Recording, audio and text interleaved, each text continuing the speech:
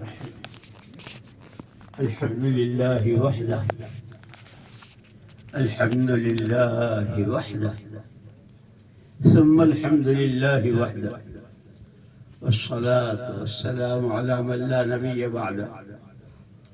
والحمد لله الذي هدانا لهذا، ما كنا لنهتدي لولا أن هدانا الله.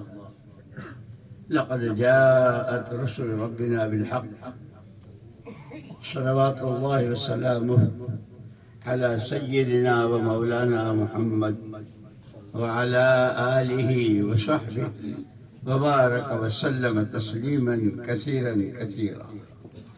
أما بعد، فأعوذ بالله من الشيطان الرجيم. بسم الله الرحمن الرحيم. كل نفس ذائقة الموت، كل نفس ذائقة الموت، وإنما توفون أجوركم يوم القيامة. وقال رسول الله صلى الله عليه وسلم: طوبى طوبى لمن جعله الله مفتاحا للخير ومغلاقا للشر، أو كما قال عليه الصلاة والسلام. وقال رسول الله صلى الله عليه وسلم: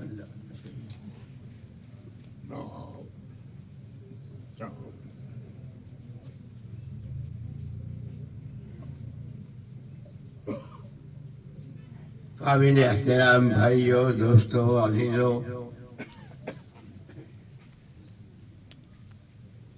حضور اکرم صلی اللہ علیہ وسلم کے جو حدیث پڑھنا چاہتا تھا بھول گیا تھا، یاد آئی: ان الدنیا خلقت لکم، ان الدنیا خلقت لکم وانکم خلقتم للآخرہ، او کما قال علیہ السلام.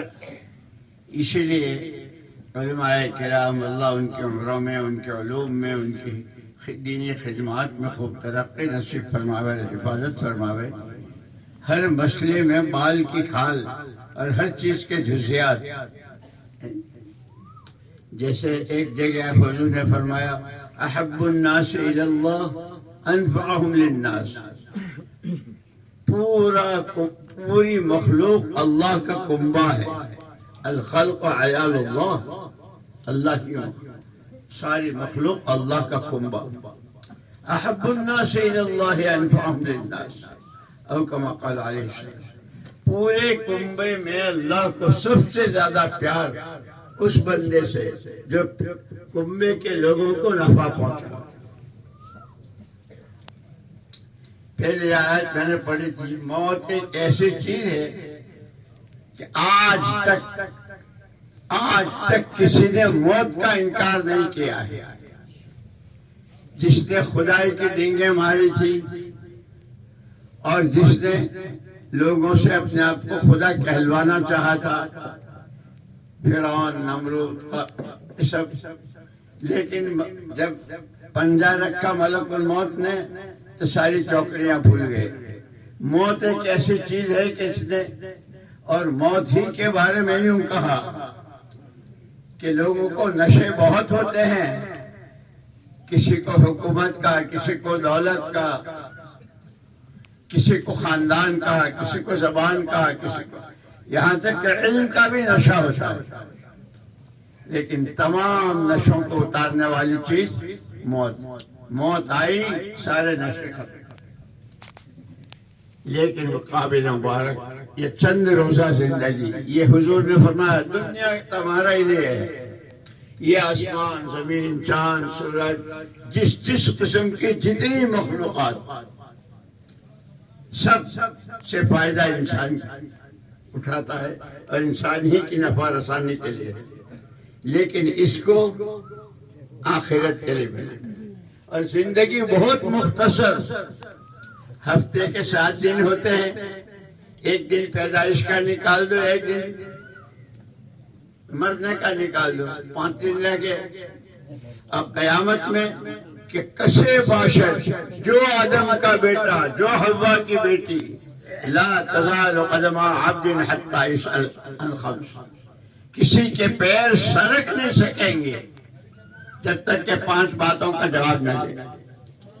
زندگی کہاں بتائی، جوانی کہاں لٹائی، مال کہاں سے کمایا، حلال حرام جائز ناجائز لوگوں کا حق مارا، حق ادا کیے، کس طرح کمایا، شریعت سنت کی رعایت میں کمایا.